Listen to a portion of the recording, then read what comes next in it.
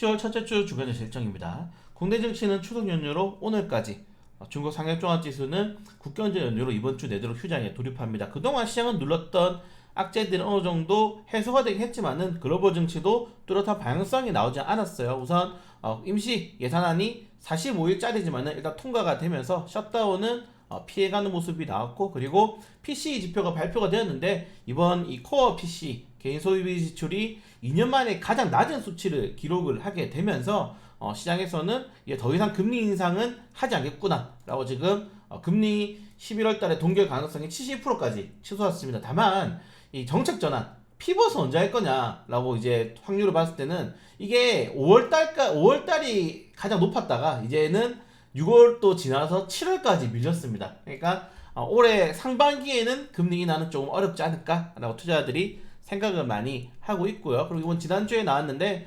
인플레이션 꼼수를 적발하기 위해서 포드와 중국의 이런 이 합작공단, 미국의 이제 공장을 조인트 벤처 해가지고 지으면서 이제 인플레 감축법을 피해가고 여기에서 추가적으로 지원금을 받는 그런 어떻게 보면 꼼수들이 이제 통하지 않게 된다는 거죠. 이게 이제 CATL 뿐만 아니라 다른 중국 기업들까지 조사에 들어간다고 하니까 이게 조금 더 확대가 될수록 국내 증시에는 충분히 호재로 받아들일 수 있다는 점.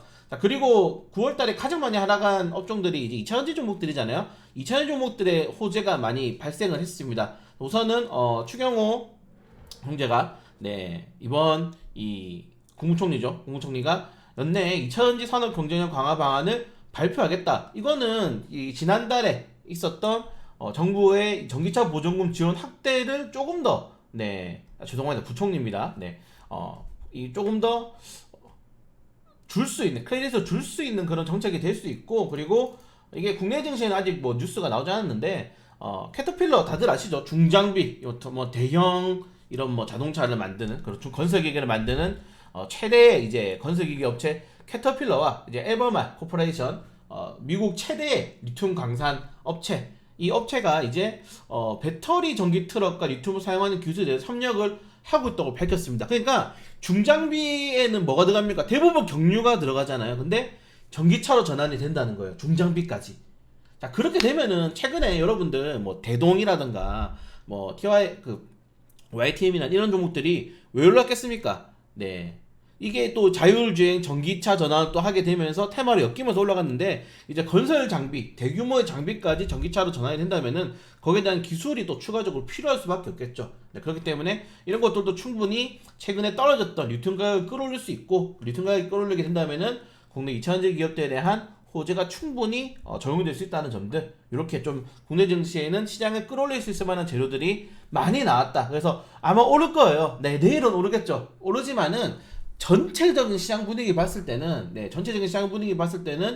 여전히 미국의 이 국채 금리는 거의 사상 최고치 될 일을 계속적으로 기록을 하고 있고, 달러도 마찬가지입니다. 그러니까 증시의 이런 외부적인 지표들은 여전히 지금 주식시장에서는 보수적으로 접근해야 되는 그런 단계다. 다만 지난달에 워낙에 국내 증시가 많이 떨어졌기 때문에 거기에 대한 반등을 좀 기대해 볼 수 있는 매수세가 유입이 되겠지만은 전체적인 시장 분위기 여전히 어렵다는 점 여러분들 꼭 확인을 해주셔야 됩니다. 그리고 뭐 이번 주에는 연준 인사들의 발언도 굉장히 많고, 여전히 미국의 경제지표 발표들이 다다닥 붙어있죠.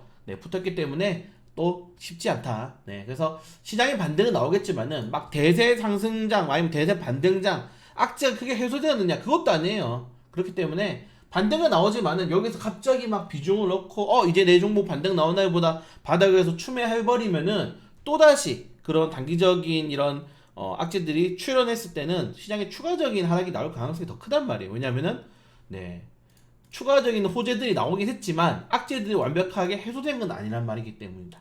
말이 좀 꼬이네요. 자, 그래서 요약하자면은 2차전지 종목들에게 좋은 재료들은 많이 발생했고, 그동안 시장에 주저앉았던 그런 악재들은 해소가 됐지만, 원론적으로는 아직 높은 미국 국채 수익률, 달러 인덱스, 국제 유가 이런 것들은 충분히 시장에 부담을 줄 수도 있고, 특히 우리나라 같은 경우는 외국인 지분이 높은 대형주들이 지금 52주 신저가 종목들이 속출을 하고 있거든요. 그래서 쉽지 않다. 그리고 중국 리스크도 굉장히 남아있죠. 중국이 휴장을 하게 되지만은 또 중국발 부도는 리스크가 다음 주 어떤 식으로 또 스노우볼이 굴러서 나올지 모르기 때문에 저는 그냥 시장이 대대 반등이 나올 수 있는 뭔가 큰 재료가 나올 때까지는 여전히 보수적인 관점으로 접근을 해야 된다라고 생각이 됩니다. 그냥 지금은 뭐 9월달 같은 경우에는 만약에 악재가 10개였다면은 이제 10월달로 넘어가면서 호재는 2개인데 악재는 여전히 8개예요. 네, 2대8 정도의 시장의 증시 외부적인 분위기이기 때문에 여러분들 절대 막 시장 오른다고 막 그렇게 하시면 안 됩니다. 9월달에 코스피가 4% 코스닥이 10% 떨어졌어요. 네, 기술적인 반등이 충분히 나올 수 있을 만한 구간이고, 다만 이 반등은 기술적인 반등이 조금 더 붙이기에 타당하기 때문에 네, 조금 더 지켜볼 필요가 있을 것 같다. 그래서 여전히 뭐 국내 내부적으로도 그렇고 네, 외부적으로도 쉽지 않은 내용들이 이어질 가능성이 크다는 점들 확인하시면 될 것 같습니다. 그리고 뭐 지난주 같은 경우에는 거래일도 그렇게 많지 않았지만은 이번 주에 이제 두산 로보티스가 상장을 하게 되죠. 그러면서 로봇 관련 테마주들의 좀 강세가 나왔다는 점들, 코로나 관련 테마주가 오르겠지만은 상승률이 굉장히 낮죠. 워낙에 부진했던 9월 시장이었기 때문에 그나마 제약바이오 쪽으로 좀 수급이 쏠렸다라고 생각하시면 될 것 같습니다. 그리고 정치 테마주들, 네, 지난주에 미리 보는 총선 그리고 대선을 한번 보셨는데 뭐 어마어마했죠. 등락률이 어마어마했기 때문에 이제 이 재료가 소멸될 겁니다. 그래서 아마 이번에 한번 손 풀어봤으니까 내년 이 4월달 총선 앞두고 그 전부터 한 달 전부터 보통 움직이거든요. 한 달 전부터 관련 테마 좀 체크볼 필요가 있을 것 같고, 이게 우리나라 테마랑 이게 여러분들 이게 총선 테마랑 대선 테마랑 다른 점을 확실히 아셔야 돼요. 총선 테마는 무조건 일맥주입니다. 왜냐면은 사실 국회의원이 된다고 해서 뭔가 강력한 법안을 만들기가 쉽지 않단 말이에요. 근데 대선 테마는 정책에 대해서 이제 또 테마적으로 많이 가거든요. 누가 뭘 하기로 했다 하면서 많이 올라가는, 뭐 예를 들어서 지난 정권 같은 경우에는 탈원전 했기 때문에 뭐 풍력 관련 테마주들, 신재생 관련 테마주들이 정치 테마, 대선 테마를 엮이면서 엄청나게 많이 올랐죠. 유니슨 같은 경우가 대표적인 테마로 보시면 될 것 같고, 그리고 이번 애 같은 경우에는 두산그룹주도 보시면은 다시 탈원전 정책을 폐기한다 해가지고 원전 관련 테마주도 엄청 많이 오르지 않았습니까? 그렇기 때문에 이 대선 테마는 정책, 총선 테마는 무조건 인맥주입니다. 인맥주기 때문에 그런 인맥주를 잘 한 번씩 체크해 보시는 게 좋을 것 같고요.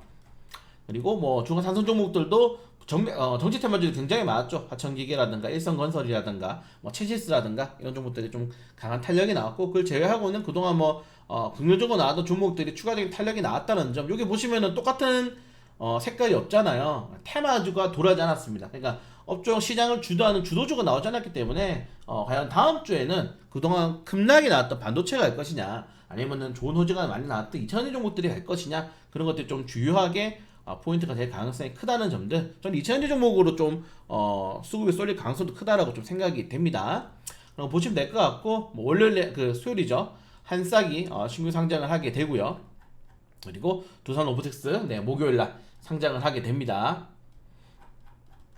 금요일에는 뭐 큰 이슈는 많이 없고, 아이폰 이제 국내 사전 예약을 하게 된다는 점, 그리고 리브 코퍼레이션, 요새는 다 확정 공모가가 상당 초과라 가지고 이게 의미가 없어요. 공모 분석이 사실은 그게 크게 의미가 있나 싶습니다. 무조건 이제 뭐 크게 탄력이 나오거나 다음날, 그러니까 지금까지 상장한 종목 중에 공모가 상단 돌파 못한 종목 없거든요. 그렇기 때문에 일단 확정 공모가는 무조건 넘는다고 생각한다면은 공모에 열심히 참여하는 것도 주요한 방법이다 까지 말씀을 좀 드리고 싶습니다. 네, 그래서 뭐 사실 이번 주도 뭐 그렇게 막 시장이 이제 반격이다라고 하기에는 부담스러워요. 네, 부담스럽기 때문에 조금 관망세 가지면서 그동안 좀 실적도 좋은데 과대단폭이 나온다거나 아니면은 좀 바닥에서 시중이 크게 떨어진 종목들, 그런 종목들 위주로 잘 한번 찾아가지고 내일 반등장 한번 노려볼 수 있도록 하겠습니다.